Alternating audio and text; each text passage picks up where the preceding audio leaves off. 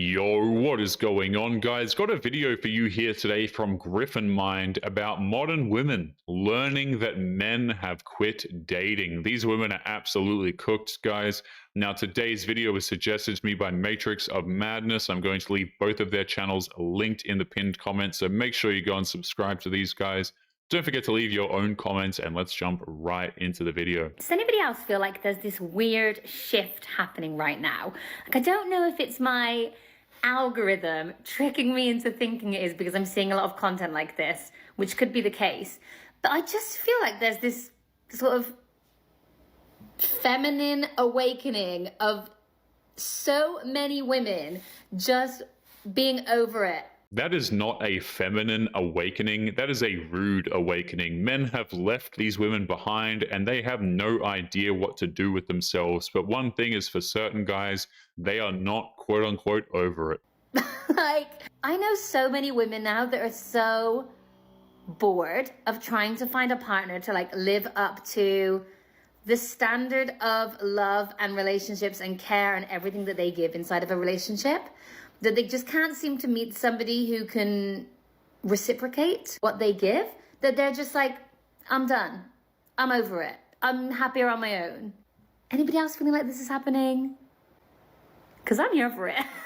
These women decided to go and have their fun. They lived the quote-unquote baddie lifestyle, and now they are shocked that the only men available to them are the ones that they can't stand. I'm sure increasing their standards yet again will work out just fine for them. Day in the life of a selfish woman. I'm 32 years old with no desire to get married or have children, and people often ask me if I met the right person, would I change my mind? The answer is no, I won't. Not wanting to be a mother has less to do with finding the right person than it does living a life free from avoidable stress. Although the thought of trying to co-parent with a man where I have to shoulder the majority of the emotional and physical labor sounds like a nightmare. No one is immune to life's challenges, but at 32, I finally feel like I'm at a place where I can do what I want, when I want, without answering to anyone. With all of the free time she has, she's decided to use it by moving around her phone to document her morning routine as she tries to justify why she doesn't want kids, even though nobody cares and nobody asks. And it feels fucking awesome. Having a child would completely change that. And for what? Being a mother is really hard, and I don't want to work hard. The idea of hard work has been glamorized by the institutions and people, mainly men, that benefit from a woman's labor the most.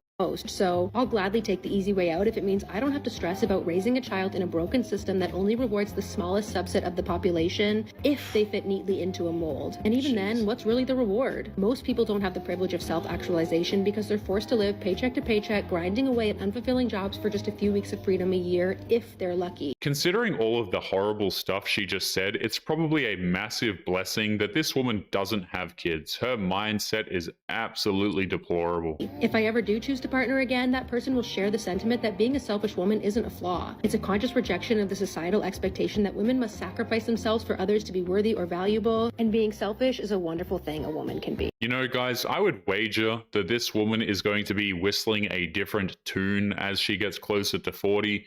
By that point, she'll be begging a dude to let her cook and clean for him. Why aren't you dating? Why aren't you out meeting people?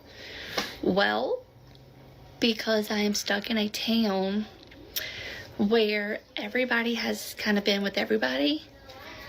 That's weird. So I don't really want to join in on the love triangle that is going on around here. I got myself into one before, and so that didn't work out very well, if you can't tell.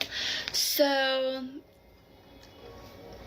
also, if I date outside of this town, then I would have to do like a long distance relationship. It's rather difficult to believe that women are repeatedly asking her why she is single. It sounds a lot more like she wants to complain about being single. A lot of people can't do those because I can't really go anywhere. My children's father decided to reside here, so for convenient reasons, I moved here as well. So yeah, the dating life is not for me. I'd rather just be alone and enjoy the time that I do have with my children at this age. And I want to end with being an adult is ghetto. We're in the What? trenches. It's just ghetto Being around an here. adult is ghetto? If you ever refer to yourself as adult as ghetto, then you have failed the test of becoming an adult, in my opinion. That has to be one of the dumbest phrases I think I've ever heard. So there's this trend with women saying to the men, oh, I can't pay the mortgage this month. And all the men's just saying, well, you never pay the mortgage. Well, I don't understand. Where's all these men that's just paying people's mortgages? I don't get it. I've never had a boyfriend or partner just pay the whole rent or pay everything. Pay the mortgage. I don't know. I must be doing something wrong. I need to find me one of these mortgage men. She's been in so many horrible relationships that the mere idea of a man providing a home for a woman is so outlandish it makes her question reality itself. Wow, thank you so much. I wish I was a teenager still, but unfortunately I'm 25 years old, and I feel like this is about the time in your life where, you know, your frontal lobe develops and you start asking questions like, what am I doing with my life? What's next? What is the meaning of any of this? Honestly, like true deep existential crisis questions going on right now. Where have the last 7 years of my life gone? Am I just gonna continue making videos saying, look at how hot I am on the internet? This idea that a modern woman's brain doesn't fully develop until she's 25 is just absurd, and it needs to stop. What this woman is doing is passing for deep existential thoughts by modern women's standards. Forever, like look at my body, look how hot I am. That's kind of cool. It's kind of cool that I make money doing videos like this and posting pictures and videos of my buttocity on the internet. Like that's kind of cool, but also what's next? For this woman, nothing is next. The second she decided to create spicy content was the day she sealed her own fate. This is why getting into that business is so completely stupid. Walking home, and I can't stop thinking to myself that at 21 years old, I really thought that 28 was so old. I was like, oh my God, 28, you're like a mom with kids, you have a home, you have your finances put together, your career is all together. You are looking at 28, no boyfriend, no kid, no house, finances are still a mess, and my career is still unknown. These women were warned repeatedly that the lifestyle that they chose would end in complete and utter ruin, but they decided to do it anyway, and now they are shocked that their lives didn't turn out the way they had planned. Why is it that when you are a woman in your 40s and you go out, the first thing that people ask is, are you married and do you have children? Why is it the normal to expect that? And when I say no, I'm single and I don't have children, people look at me like I have leprosy or something. Like, it is okay that I am a woman in my 40s and I don't have children by choice. I'm happy and I'm okay with that, and everyone else should be too. So, yeah. All you have to do is look at the blank expression on their face and that fake smile, and you can tell that they are the exact opposite of happy, and she's just frustrated because people are reminding her of something that she doesn't want to actually think about. No worries. I mean, I want someone who I can go out, have some fun with, you know, life of the party per se. Makes sense. It's cool. Right. So is she someone that's your type? Not really. Not really, to be honest. Okay. And why not? The face is a bit wrinkly. Damn! Oh, shit. Oh, damn, he right, That was so crazy, the other girl had to pop her balloon. I get what he's saying, but he ain't had to say it.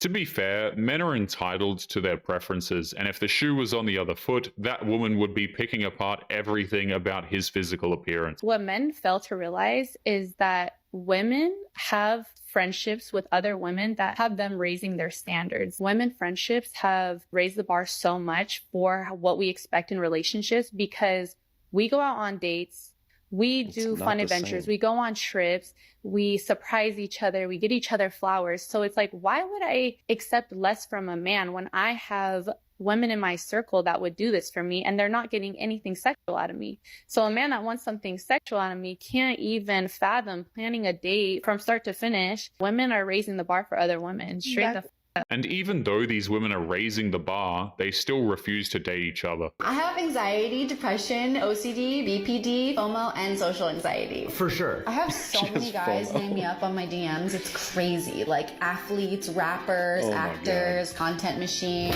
But I know better than to go for them. Wait, what do you mean? Well, they have so many beautiful girls hitting them up constantly. But I know that that's not a problem for you.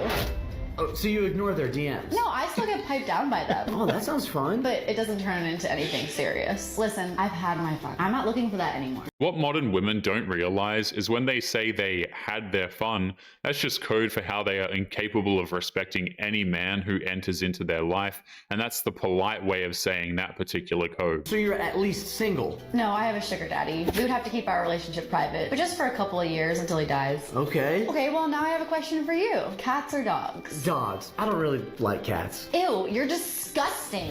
How do you not like cats? What are you, a psychopath? Even if that was a skit, that is still strangely accurate. The man is expected to meet in almost impossible fashion, and the woman can end things over something as completely meaningless as pet preferences. Men do need that space more than women in a lot of circumstances. You know what pisses me off the most about this whole conversation? What? Is women are told their entire lives to accommodate for men being slower than we are. Where? Like, when we're younger, it's, oh, girls mature faster than boys. And, you know, boys will be boys. Boys are so silly. Men can't take care of themselves. Men can't clean up after themselves. Men can't remember birthdays or doctor's appointment.